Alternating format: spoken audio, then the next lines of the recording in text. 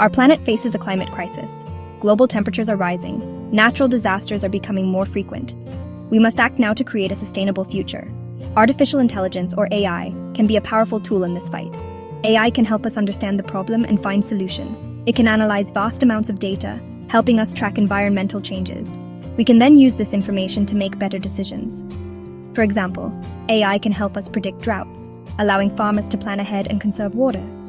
AI is also helping us develop clean energy sources. Solar and wind power are becoming more efficient with AI. This shift to renewable energy is crucial for reducing our reliance on fossil fuels. AI can optimize energy grids, ensuring a stable and reliable supply of clean energy. AI is not a magic solution, but it has the potential to transform our relationship with the environment. By harnessing the power of AI, we can create a more sustainable future for generations to come. While AI offers great promise for sustainability, it's important to acknowledge its environmental footprint. The development and use of AI require significant energy. This energy consumption contributes to carbon emissions. We must address this issue to ensure that AI solutions are truly sustainable. The training of large language models, for example, can consume vast amounts of electricity. This is because these models require huge datasets and complex computations.